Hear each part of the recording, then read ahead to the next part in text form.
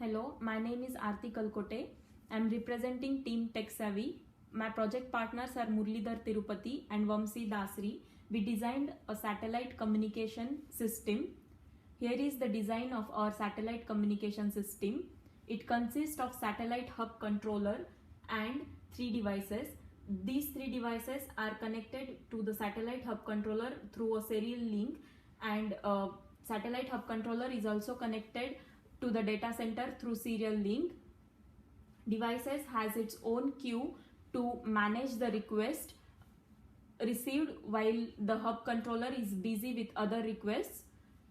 And hub controller consists of controller, 1 memory M1, 1 memory M2 and 10 memory M3s. We used Verilog for the to design this system and used Xilinx for the simulation. Before going into the details of the working of the system, let's see what are our assumptions. In this serial communication, we considered 1 megabits per second is equals to 10 raised to power 6 bits per second. Device is sending 10 bits of command to the satellite hub controller. In those 10 bits, first bit is operation and it represents send or receive. If it is equals operation bit is equals to 0, that is the send operation, device is sending the data, and if it is equals to 1, that is device is requesting the data. The 8th and 9th bit represents device ID. If it is equals to 0 1, that is device 1. 1 0 represents device 2 and 1 1 represents device 3. In case of transaction size, we are considering it is constant for a given TR data tag in each test file.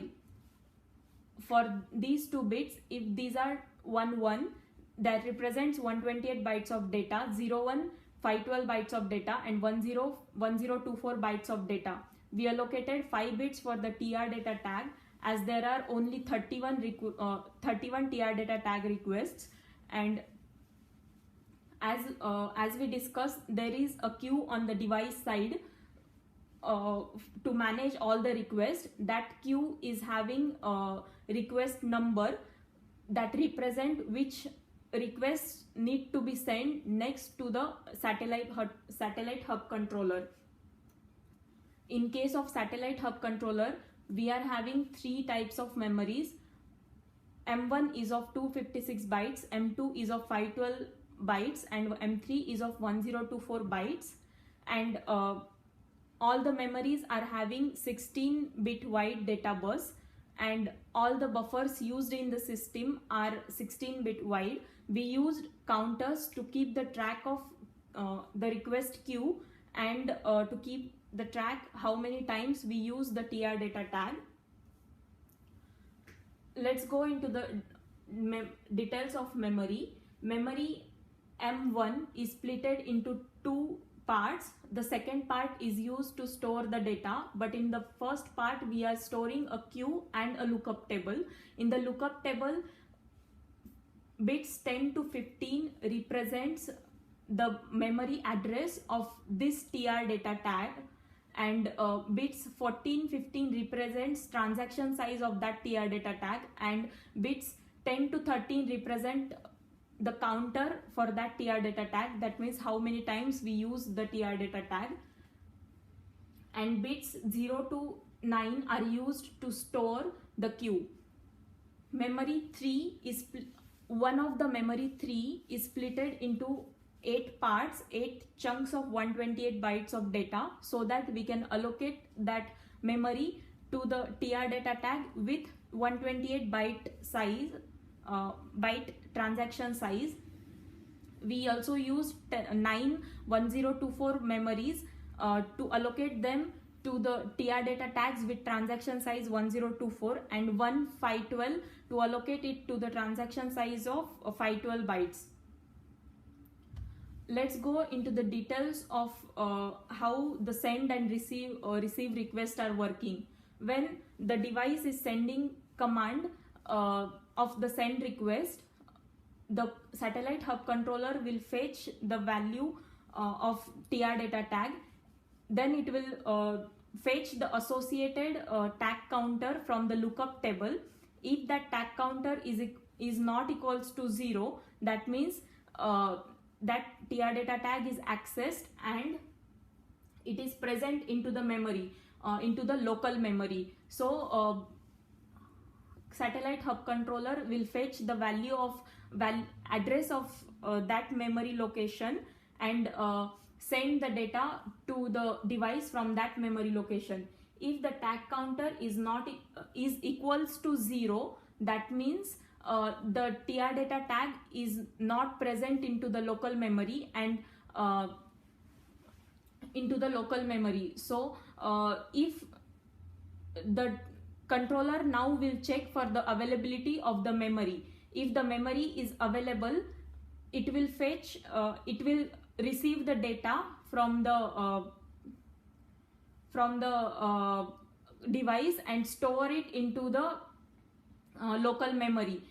Now if the memory is not available, we have to allocate one memory to the received data. So it will evict the memory, it will evict the memory based on least number of times used policy, and evicted memory will be allocated for the new request. As we are accessing the TR data tag, it will increment the tag counter associated with that TR data tag. The request works in a similar fashion. If the controller gets a request, that is device is requesting for the data, in the similar fashion it will check for the tag counter associated with the requested TR data tag. If that is not equals to 0, that means data is present in the local memory and it will fetch the data and give back to the device. If that tag counter is equals to 0, that means data is not present in the local memory. Either it has to fetch from the data center and give it back to the device. So it will first check for the availability of the local memory. If the local memory is available, it will directly fetch the data from data center, store it into the local memory and give back to the device. If the memory is not available, that means we have to do eviction, and again the least number of times used policy is used for the eviction. The evicted memory is allocated for the new request. We are as data is not present here, we are going to data center, fetching the data and storing into the newly allocated memory location and giving it back to the device. Here are some values from which we can see that it takes these many clock cycles to send the data to device if it is local, and it takes these many clock cycles to send the data which is not present in local memory, which we have to fetch from the data center. This shows that if we are fetching the data from data center, it takes lot of time. To avoid this, we are using least number of times used replacement policy. That means whichever TR data tag is least used, we will replace that while eviction.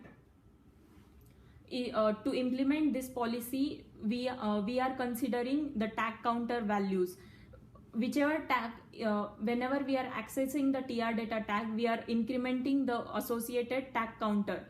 So consider the tag counter 1 is used only once and tag counter 2 is used 2 times. Then the system will evict the tag counter 1 as it is used only once. And while eviction, it will flush all the values from the memory, from the lookup table related to that TR data tag. We are also using a global flag register, which shows the values when our operations are finished. It has write completion, read completion for the local memory. It has write and read completion for the satellites, and the flag 4 flag register 4th bit is represented whether the satellite hub is busy or free for the next request. If this bit is 1, then the device controller will send the next request to the satellite hub. Let's have a small demo.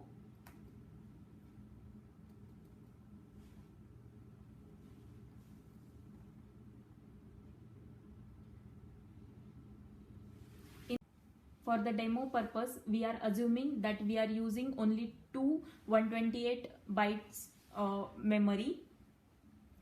So when there are 3 requests for the 128 byte memory, it should evict the one.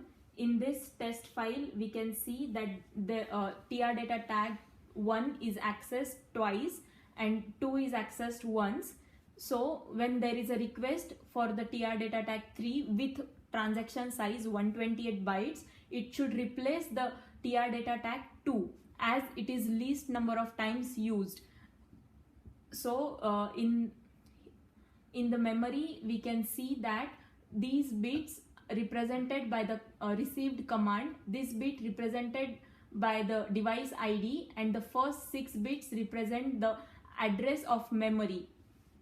So when we are replacing the values in the memory, we are flushing the previous values. So when we are replacing the TR data tag 2, we can see that these values are flushed and the value is assigned to the memory, TR data tag 3. And also here we can see that transaction size represented by these 2 bits is 1 is 128, and for TR data tag 2 the memory is flushed and TR data tag 1 is used twice, so 0010 represent used twice, and TR data tag 3 is also accessed twice, so 0010. These are our system performance measures. Our unit cost is only $90 and we are using least number of times used replacement policy. This means we are keeping the frequently used data local into the memories. For this, we don't have to go to the data center. This will reduce our latency and communication cost. Thank you.